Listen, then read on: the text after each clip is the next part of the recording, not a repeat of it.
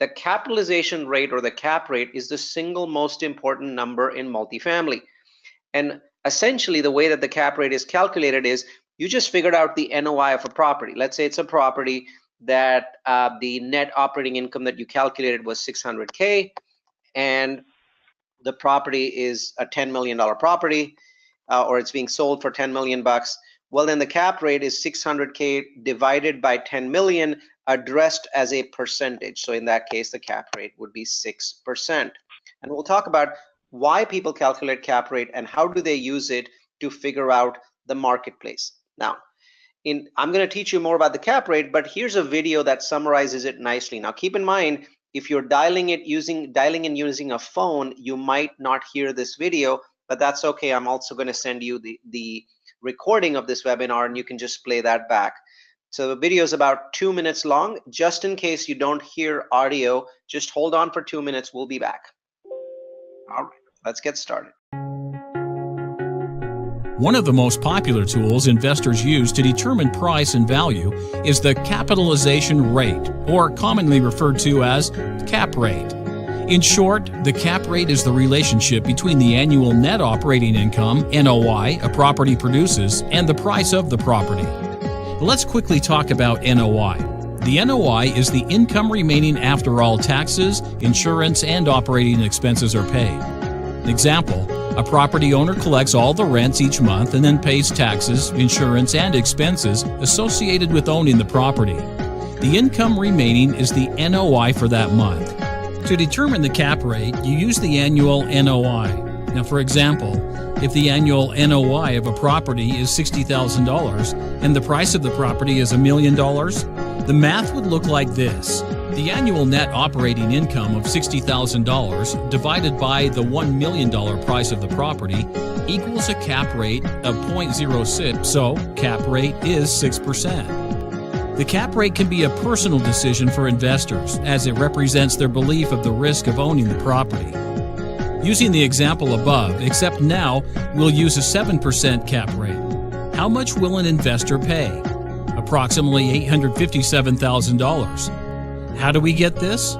Take the NOI of $60,000 divided by a cap rate of 0.07 and it equals $857,142, rounded to $857,000. Remember, lower cap rate, higher price.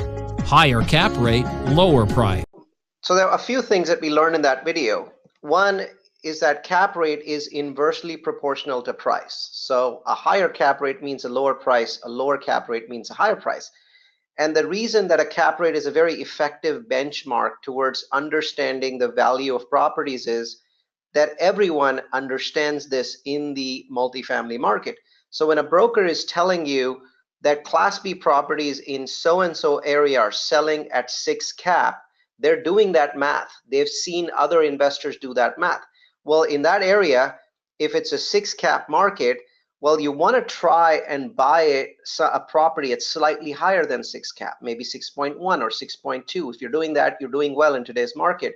What you don't want to be doing is buying a property that's 5.8 cap in that market. Now, if the property is much better than other properties in the area, that's fine. Go ahead and buy it at a lower cap rate, but make sure that you are convinced of that.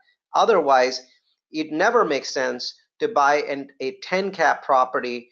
So let's say to buy a property for 8 cap in a 9 cap market, because you're overpaying. You're paying over what the market bears.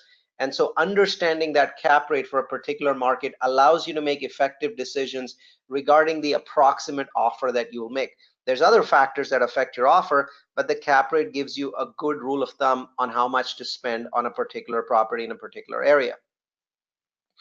Alrighty, let's move on. So here's the example, right? If the purchase price is $10 million, let me go back and get my pen again. There we go. Purchase price is $10 million, and the annual income is 1.3 million. The expense is 500,000.